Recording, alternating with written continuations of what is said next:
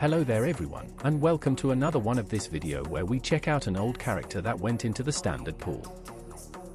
This time, we will be taking a look at none other than the cute DJ of Meroria, Fenrir.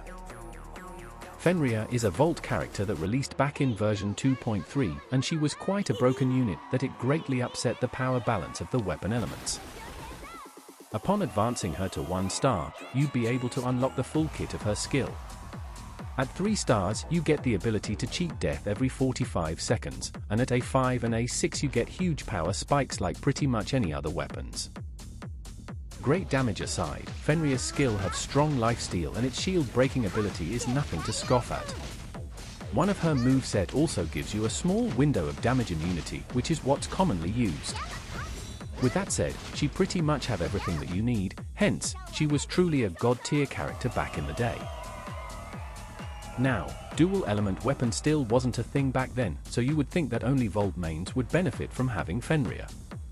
However, an exception was made due to her simulacrum trait stating that equipping 3 weapons having different elements will give you plus 23% final damage. That led to the birth of Rainbow Comps, which is just a term coined for team comps consisting of 3 different elements. Of course, this made building unorthodox team comps possible, but the team that shined the most is Fenrir, Lyn, and Saki. That was mostly because of the synergy of both Saki and Fenrir's skill reset from their 1-star advancement, making it possible to unlimitedly spam Fenrir's skill. However, the binding component which made this entirely possible was Lyn. Lyn's skill gives frost resonance for some reason when both Fenrir and Saki is equipped. This allows Saki's skill reset to trigger in the first place. This would still work even if Lyn is below A6, but having the double skill cast would surely allow you to go ham with your rotation.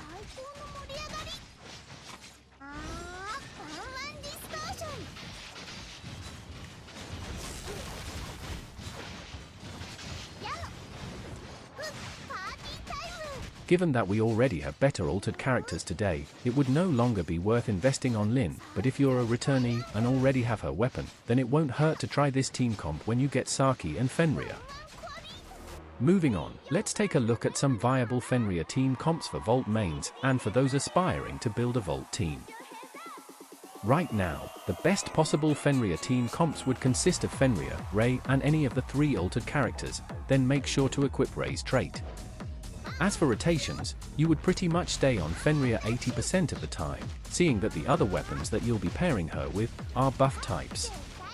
Lyn and Nanyin's discharge should be cancelled, while Fiona's discharge is necessary for the buff to take effect.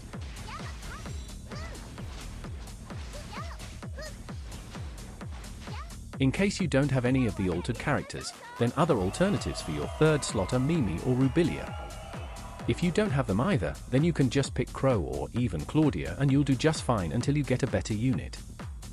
There's also the old triple Vault metas like Fenrir, Tianlang, and Rubilia.